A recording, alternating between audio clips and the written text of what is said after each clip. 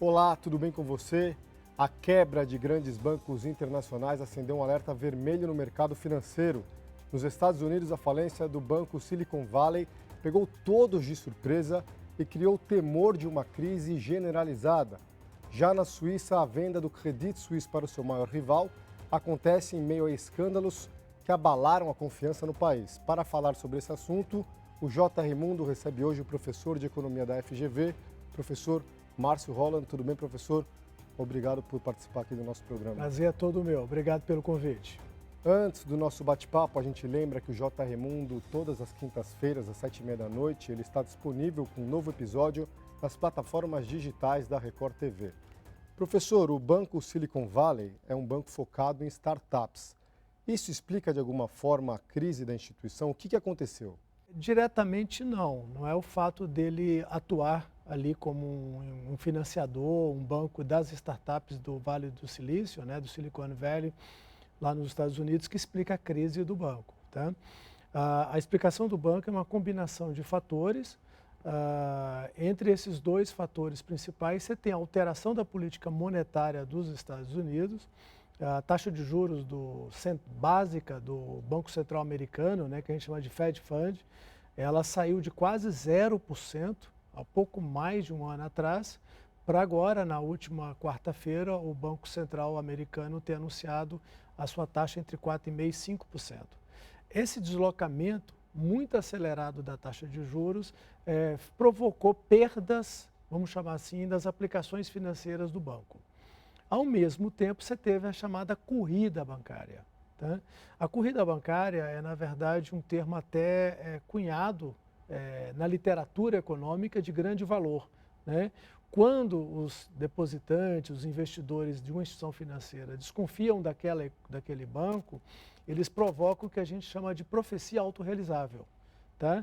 Sem antes o banco quebrar, sacam dinheiro do banco de forma muito repentina, de forma muito concentrada no tempo, e aí o banco não aguenta. De fato, o banco quebra. A desconfiança gera quebra. A desconfiança gera essa profecia autorrealizável. Eu acho que o banco vai quebrar, eu acho que o banco está com fragilidade, e aí os correntistas, vamos chamar assim, do Silicon Valley Bank, fizeram uma corrida bancária extraordinária, sacaram 42 bilhões de dólares em poucas horas. Aí não tem banco que resista. Não tem banco que resista. Ele acusou um prejuízo das suas operações, vamos chamar assim, dentro do seu balanço, um prejuízo de 1,8 bilhões de dólares, ia fazer uma captação de recursos, venda de seus ativos, né, que é uma operação equity, digamos assim, reestruturação da sua estrutura acionária de 1,7 bilhões de dólares, mas não deu nem tempo. Tá? A corrida bancária foi o suficiente para isso acontecer. Então, o banco não quebra por conta do fato de atuar com startups diretamente, mas pela sua estrutura bancária diretamente, que eu posso explicar um pouco mais, e a corrida bancária ao mesmo tempo. Então, esses dois fatores foram fundamentais para a quebra do banco. Professor, para a gente explicar para o telespectador como é que esse aumento da taxa de juros afeta os investimentos dos bancos, principalmente desse banco Silicon Valley. Pois bem, é um fato muito curioso. Tá? As operações do Silicon Valley Bank eram operações bastante conservadoras. É um banco que tinha, no momento da quebra, em torno de 200 bilhões de dólares de ativos, né? 175 bilhões de depósitos bancários.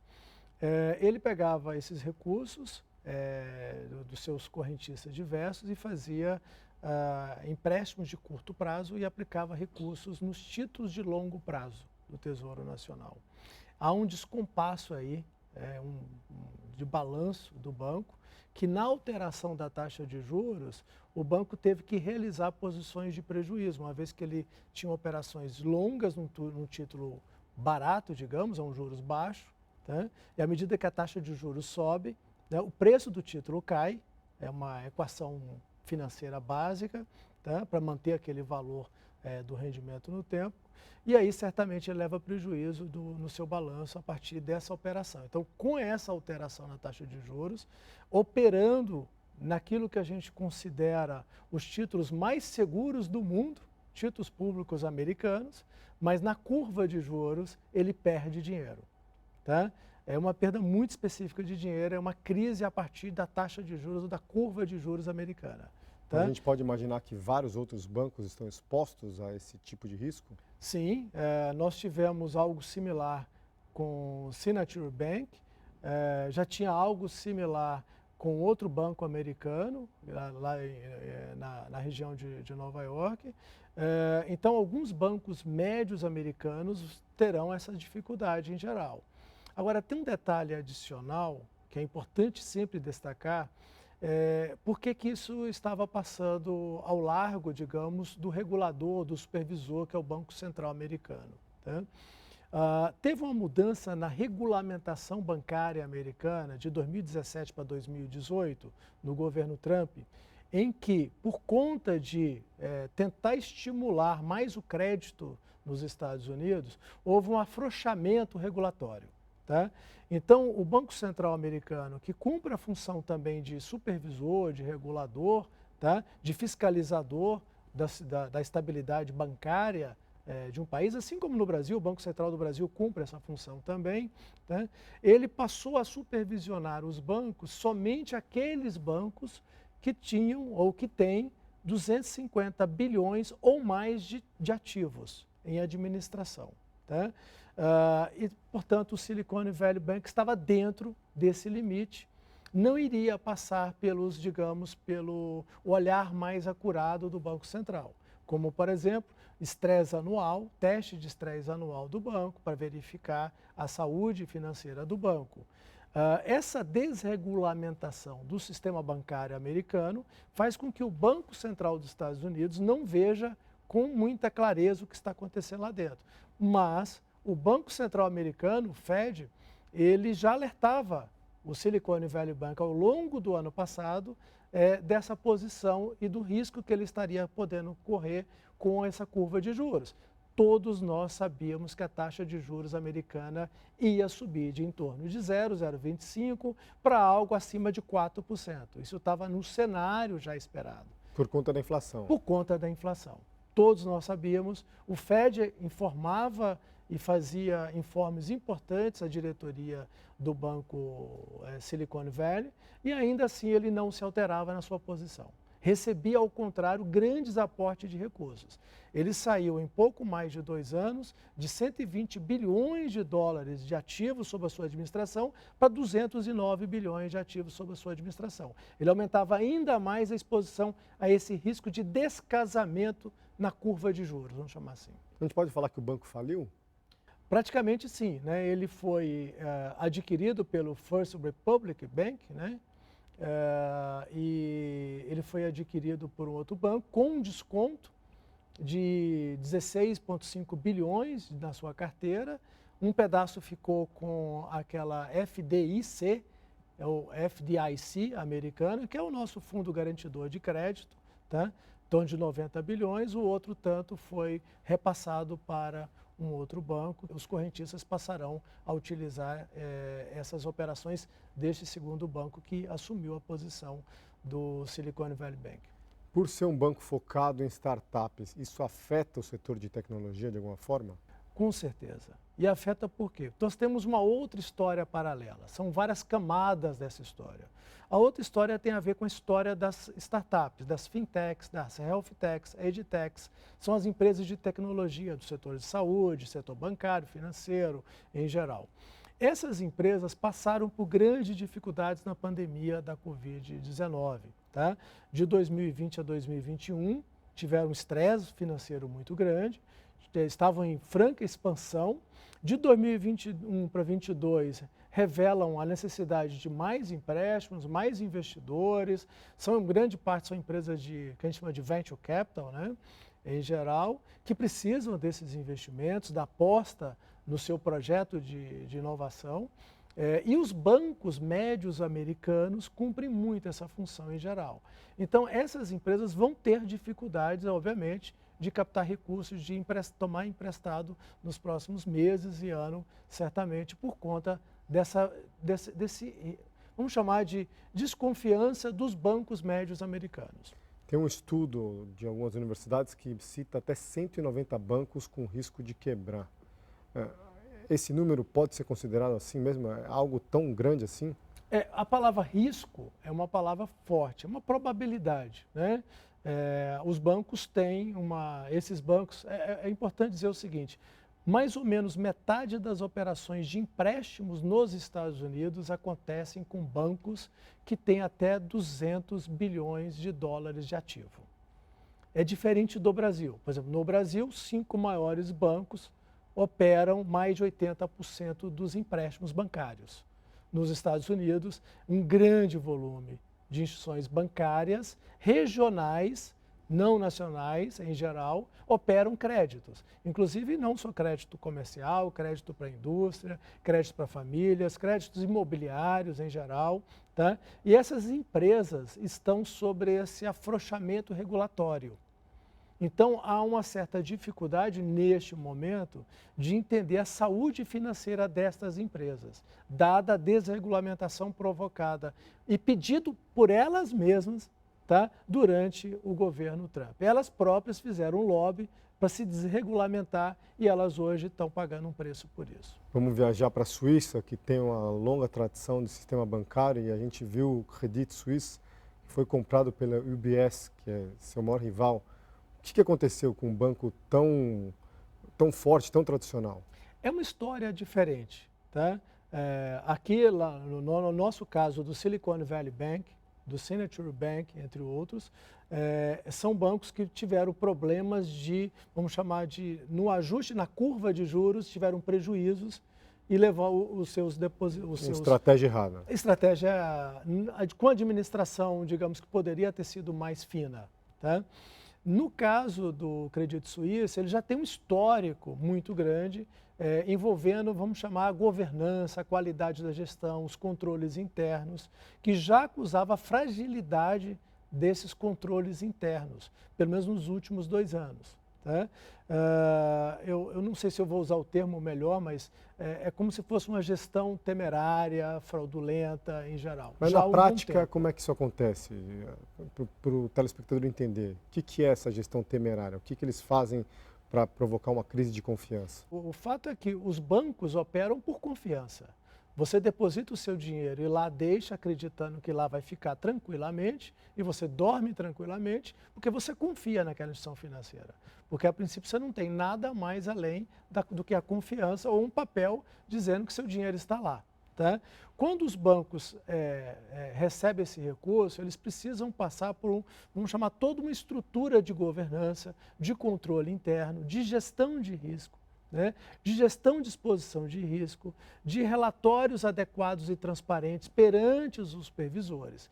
E o Credit Suisse não tem a tradição de fazer isso, já há muito tempo.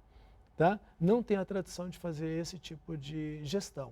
Então, ele sempre tinha relatórios com dúvidas sobre a qualidade dos relatórios. Tá?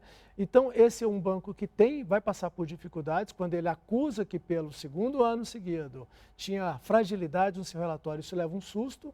No momento em que os bancos, o Silicon Valley Bank, o Signature Bank está quebrando nos Estados Unidos, a corrida continua. É óbvio que você gera um efeito de redução nos preços das ações dos bancos, independente de onde está. E no Credit Suisse isso é muito mais forte, porque aí você olha como investidor os bancos mais frágeis e você olha, aquele ali não é tão frágil, o preço das ações cai pouco, naquele ali cai bastante. Então o banco perde valor muito rapidamente e aí, obviamente, passa a ter dificuldades, precisa da capitalização. E aí ele vai tentar contar com os seus investidores. Um dos seus investidores é o Saudi National Bank, que é o banco da Arábia Saudita, que não aceita, na verdade, não pode dar aporte de recursos, porque já tem 10% do controle do Credit Suisse. Da perspectiva regulatória, não pode ter mais que 10%. Então, não pode ajudar. Quando o CEO do Banco Saudita avisa que não pode ajudar, aí certamente o banco descobre que não tem nenhuma fonte de socorro, né? E ele começa a fazer outras operações que geram ainda mais insegurança ao sistema. E aí vem um fato curioso. Muitos investidores têm um título do banco, que o nome é esse, CoCo Bonds, C-O-C-O Bonds. Tá? Que são títulos que são extinguíveis. tá? E o banco simplesmente limpa esses títulos do seu balanço. Tá? Aí ninguém confia mais. Mais de 17 bilhões de dólares. Tá? São títulos que você detém, mas você, quando comprou, já sabia, quem está nos assistindo pode achar estranho, que esse título que você comprou pode ser extinguível regulatoriamente. E como é que isso abala a confiança no sistema bancário suíço como um todo? Certamente que aí, quando você vê esse tipo de atuação, essa situação desse banco, você começa a querer olhar para todos os bancos. O que está acontecendo aqui novamente? Há uma política de aumento de juros generalizado nos bancos centrais mundo afora. Nos Estados Unidos, a inflação está custando a chegar a 4% esse ano e a meta do Fed, o Banco Central Americano, é chegar a 2%. Tá? Muito difícil, só com aumento de juros, desaquecimento de demanda. Então, enquanto os bancos centrais estão olhando para a inflação, tá? Os bancos estão vivendo essa situação, digamos, de instabilidade por conta dessa alteração da taxa de juros, os seus balanços começam a ficar tumultuados, né, em geral. Professor, existe o fantasma da crise de 2008, da falta de confiança nos bancos, no sistema de crédito como um todo. Há alguma semelhança com o que está acontecendo agora e a crise de 2008? Olha, o que há de semelhança em qualquer crise bancária ou financeira é a quebra de confiança. Mas são crises diferentes, têm natureza diferente e dimensões diferentes. A crise de 2001 a 2008 é uma crise que a gente chama de crédito, ou, se preferir, de um sistema de alavancagem de crédito. Tá? Só para lembrar, as diferenças ali estão associadas muito ao mercado de hipoteca americano, né? E ali você tem o mercado de hipotecas, de compras de casas nos Estados Unidos, você tem um boom de preços de casas, sobe muito o preço de residência nos Estados Unidos naquele período, aumenta muito o crédito imobiliário nos Estados Unidos. Sem lastro, né? Sem lastros, ele começa a pegar, inclusive, famílias que são famílias que têm um histórico de crédito ruim, né? E vão emprestando, porque a crença era de que... Até seguidas vezes, né? Seguidas vezes, que o preço dos imóveis ia continuar subindo, que aquele crédito era muito bom, que as pessoas iam pagar. Né? Ao mesmo tempo, os bancos começavam a emitir títulos lastreados na hipoteca e vender os títulos lastreados na hipoteca. E outros títulos lastreados nesses títulos. Então, há uma alavancagem de uma operação de crédito imobiliário que gera a construção de uma casa, ou a compra ou a venda de uma casa, de um imóvel qualquer, a um título financeiro lastreado na dívida daquele banco ligado ao mercado imobiliário americano. Então, para você ver, é um castelo de areia, né? Pronto para... Quase uma pirâmide, né? Quase uma pirâmide, né? E esse castelo vai desmoronar na hora que se descobre que as famílias americanas não estão conseguindo honrar seus compromissos, porque a taxa de juros americana naquele momento voltava a subir, porque havia pressão inflacionária, porque o preço de imóveis está subindo, o crédito está subindo fortemente, e aí tem uma demanda muito alta, os preços estão subindo por este motivo, não pelo fato associado à pandemia da Covid ou guerra na Ucrânia, mas pela dinâmica do mercado interno de demanda agregada. O Banco Central americano começa a subir os juros, essas famílias têm dificuldade para honrar seus compromissos, essas hipotecas perdem valor, os títulos lastreados a ela perdem valor, viram pó, como eu diria. Outro mecanismo. O que é que mudou desde então?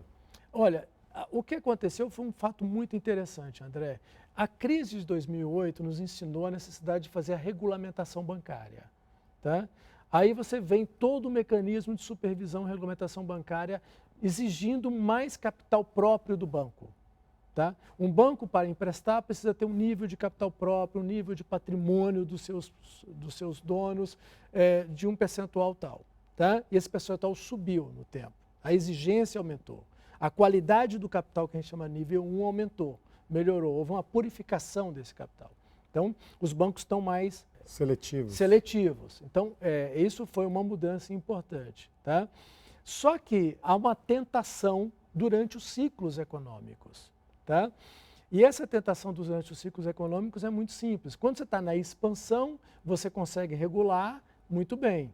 Quando a economia está em contração, né, os governos se desesperam e desejam flexibilizar essas regras, porque o objetivo é gerar mais crédito. As pessoas emprestarem, tomarem mais emprestado. Maximizar o lucro, né? Comprar mais casas, comprar mais carros e por aí vai. Só que o banco não pode emprestar porque a regra é muito rígida. Então, o que ele começa a fazer? Os governos começam a flexibilizar, como foi no caso do governo Trump, recentemente. Aí, essa flexibilização acontece quando a economia está enfraquecida e aí os bancos voltam a emprestar. Aí o Banco Central vê a inflação subindo, tem que aumentar a taxa de juros, essas pessoas não estão preparadas para isso. De novo, nós passamos por uma situação de estresse financeiro. Você vê que é bem cíclico, né? O ciclo da economia, ciclo do PIB, né? Do emprego, tá? Gerando um ciclo de crédito, gerando um ciclo financeiro, gerando uma probabilidade de crise bancária e financeira. Agora a gente vê um comportamento muito comum dos bancos centrais, né? Que é socorrer esses bancos que estão em apuros. É dinheiro do contribuinte. Por que eles fazem isso? Pois é, então, existe o velho problema do grande demais para quebrar, too big to fail. Tá?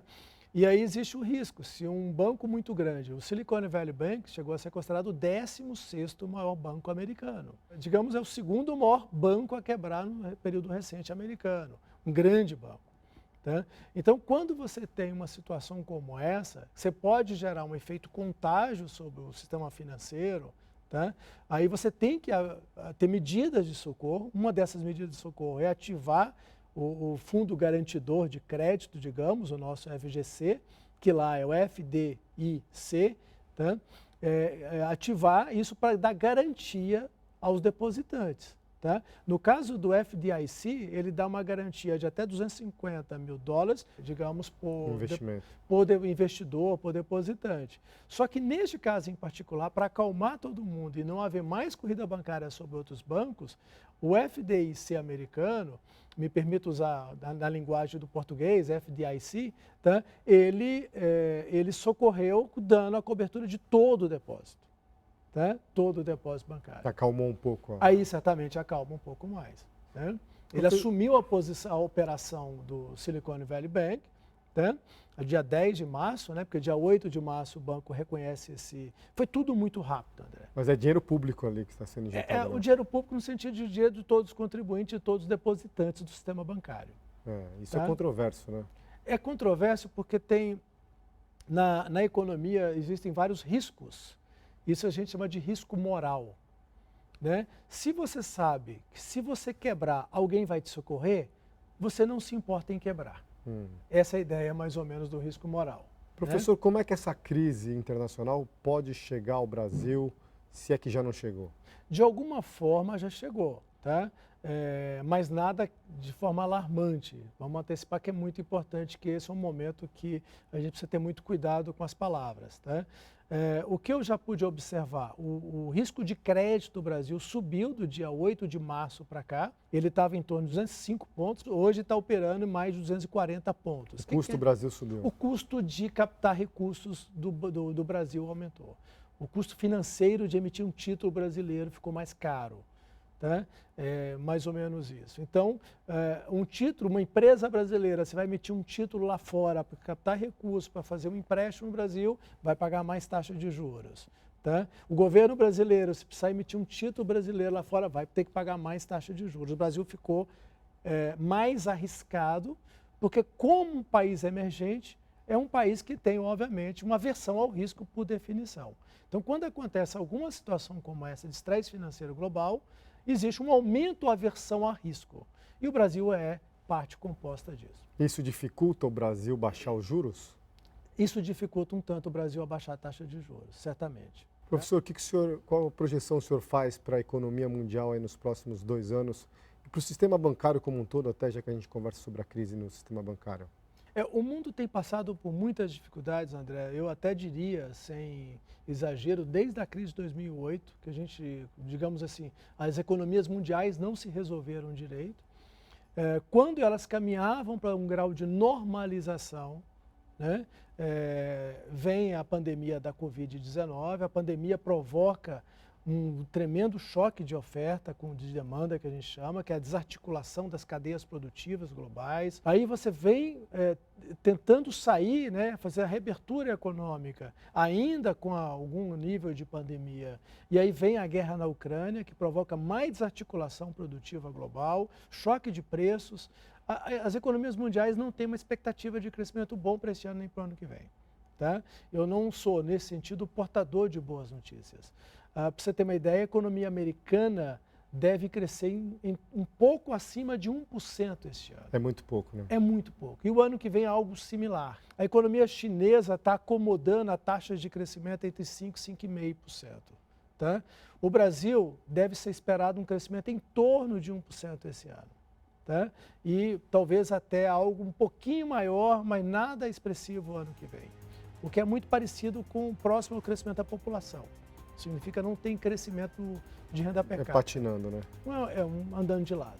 Tá bom. Professor, muito obrigado pela sua participação aqui no JR Mundo. Foi um prazer. Agradeço o convite, estarei aí sempre que precisar. O JR Mundo fica por aqui. A gente lembra que o nosso programa é um espaço para discutir temas de relevância internacional. Todas as quintas-feiras, a partir das 7h30 da noite, você encontra um novo episódio do JR Mundo nas plataformas digitais da Record TV. Obrigado a você que nos acompanha.